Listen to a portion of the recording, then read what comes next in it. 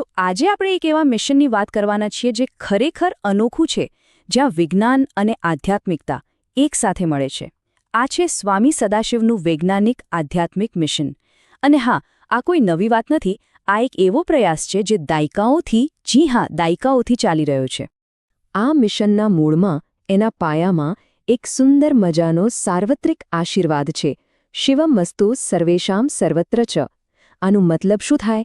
એનો સીધો સાદો અર્થ છે કે બધાનું અને બધે જ કલ્યાણ થાવ. અને જુઓ, આ ખાલી એક સારી ભાવના કે શુભેચ્છા નથી. ના, આ તો એક સંકલ્પ છે, એક એવો મક્કમ સંકલ્પ જે આ આખા મિશનની દિશા નક્કી કરે છે.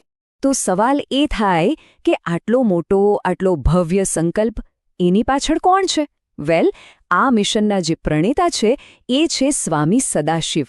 અને એમની ઓળખ પણ જરા હટકે છે. એમને કહેવાય છે એક આધ્યાત્મિક વૈજ્ઞાનિક.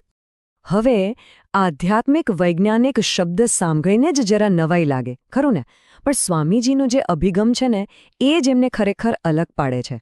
જુઓ, એવું નથી કે તેઓ ફક્ત વૈદિક જ્ઞાન જ જાણે છે. ના, એમણે તો વિશ્વના જેટલા પણ મુખ્ય ધર્મો છે એ બધાના મૂળ મંત્રોનો ઊંડાણપૂર્વક અને એકદમ સાયન્ટિફિક રીતે વૈજ્ઞાનિક દૃષ્ટિકોણથી અભ્યાસ કર્યો છે.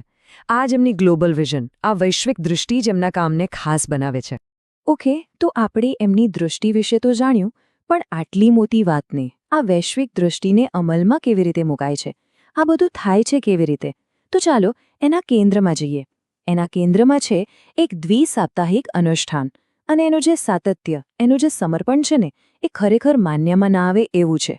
જરા સમયરેખા પર ધ્યાન આપજો. આ અનુષ્ઠાન ક્યારે શરૂ થયું? 1952માં. હા, 1952. ત્યારથી લઈને આજ સુધી દર ગુરુવારે અને દર રવિવારે એક પણ દિવસના બ્રેક વગર આ સાધના અવિરત ચાલુ છે. જરા વિચારો તો ખરા, 7 દાયકાથી પણ વધારે સમય. શું કમિટમેન્ટ હશે? હવે મનમાં સવાલ થાય કે ઠીક છે, આટલા વર્ષોથી અનુષ્ઠાન ચાલે છે, પણ આમાં વૈજ્ઞાનિક શું છે? આટલી વાર આપણે આ શબ્દ વાપર્યો, એની પાછળ કોઈ ચોક્કસ પદ્ધતિ છે? કોઈ પ્રોસેસ છે? તો ચાલો હવે આ પ્રક્રિયાને જરા ઊંડાણથી સમજીએ. આખી પ્રક્રિયાના હાર્દમાં એક બહુ જ પાવરફુલ સંસ્કૃત શબ્દ છે, મહાપુરશ્ચરણ. હવે આ કોઈ રોજિંદી પૂજાપાઠ જેવી વાત નથી, બિલકુલ નહીં. આ તો એક ભવ્ય, લાંબા સમય સુધી ચાલતું અને એકદમ ફોકસ્ડ, કેન્દ્રિત ધાર્મિક અનુષ્ઠાન છે. અને એની પાછળ એક ખાસ, એક ખૂબ જ ગહન ઉદ્દેશ્ય હોય છે, જેને સિદ્ધ કરવા માટે જ આ બધું કરવામાં આવે છે. તો આ મહાપુરુષચરણ થાય છે કેવી રીતે? એના 2 મુખ્ય ભાગ છે. પહેલું છે જપાત્મક, એટલે કે મંત્રોનો સતત પુનરાવર્તિત જાપ કરો. એનાથી મંત્રની શક્તિ જાગૃત થાય. અને બીજો ભાગ છે હોમાત્મક, એટલે કે મંત્રોચ્ચારની સાથે સાથે પવિત્ર અગ્નિમાં આહુતિઓ આપવી. આનાથી શું થાય? એ જે જાગૃત થયેલી ઊર્જા છે એને બ્રહ્માંડમાં ફેલાવવામાં આવે છે. એમ સમજો કે એક બાજુ વિચાર છે અને બીજી બાજુ એ વિચારને ક્રિયામાં મૂકવાની વાત છે. Perfect combination. તો આ અનુષ્ઠાનનો સ્કેલ કેટલો મોટો હશે, એનો કોઈ અંદાજ છે? વેલ, આનો એક ચોક્કસ ન્યુમેરિકલ ટાર્ગેટ છે, એક સંખ્યાત્મક લક્ષ્ય છે. અને એ લક્ષ્ય છે 24 કરોડ ગાયત્રી મંત્રો પૂર્ણ કરવાનું. 24 કરોડ. આ આંકડો જરાક મનમાં ઉતારવા જેવો છે. આ ખાલી એક નંબર નથી. આની પાછળ દાયકાઓનું સમર્પણ છે, ગણી ન શકાય એટલા કલાકોની સાધના છે અને અતૂટ શ્રદ્ધા છે. સાચું કહું તો આ એક આંકડો જ આ મિશન કેટલું ભવ્ય છે એ બતાવવા માટે પૂરતો છે. સારું, તો આપણે એ જોયું કે આ મિશન કોણ ચલાવી રહ્યું છે, એમાં શું થાય છે અને કેવી રીતે થાય છે. પણ હવે સૌથી મોટો અને સૌથી અગત્યનો સવાલ, શા માટે? આટલું બધું શા માટે?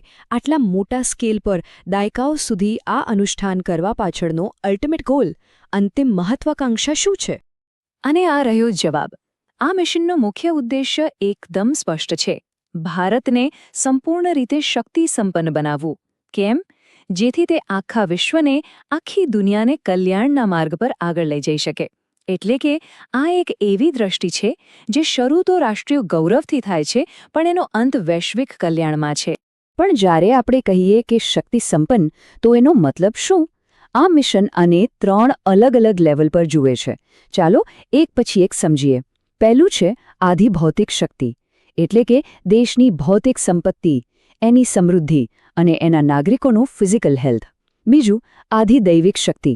આ એટલે પ્રકૃતિ સાથે તાલમેલ, દૈવી કૃપા. અને ત્રીજું અને સૌથી મહત્વનું, આધ્યાત્મિક શક્તિ. મતલબ કે દેશની આંતરિક શક્તિ, એનું ચારિત્ર્ય, એનું જ્ઞાન. ટૂંકમાં આ કોઈ એક નહીં પણ સર્વાંગી વિકાસની વાત છે. અને આ બધી વાતનો સાર, એનો નિચોડ આ એક વાક્યમાં આવી જાય છે, જેથી ભારત વર્ષ ત્રણેય પ્રકારે શક્તિ સંપન્ન થઈને સમગ્ર વિશ્વને કલ્યાણ માર્ગમાં સંચાલન કરે. બસ આ જ છે અંતિમ લક્ષ્ય, અને આ જ એ ધ્યેય છે જે આટલા દાયકાઓથી ચાલી રહેલા આ અનુષ્ઠાનને એનર્જી આપે છે, શક્તિ આપે છે. તો આખા વિશ્લેષણ પરથી શું સમજાયું? એ જ કે કેવી રીતે શ્રદ્ધા, એક વૈજ્ઞાનિક પદ્ધતિ અને વિશ્વ કલ્યાણની ભાવના, આ ત્રણેય વસ્તુઓ મળીને એક ખરેખર અનોખું મિશન બનાવે છે. પણ આ બધું જાણીને આપણે એક બહુ મોટા સવાલ પાસે આવીને ઊભા રહી જઈએ છીએ. આજના આધુનિક વિશ્વમાં, આ ટેકનોલોજીના જમાનામાં આવા મોટા પાયા પર થતા આધ્યાત્મિક અનુષ્ઠાનો શું ખરેખર કોઈ ભૂમિકા ભજવી શકે? શું એનાથી સમાજમાં કે વિશ્વમાં કોઈ સાચું પરિવર્તન આવી શકે? આ એક એવો સવાલ છે જેના પર વિચારવું રહ્યું.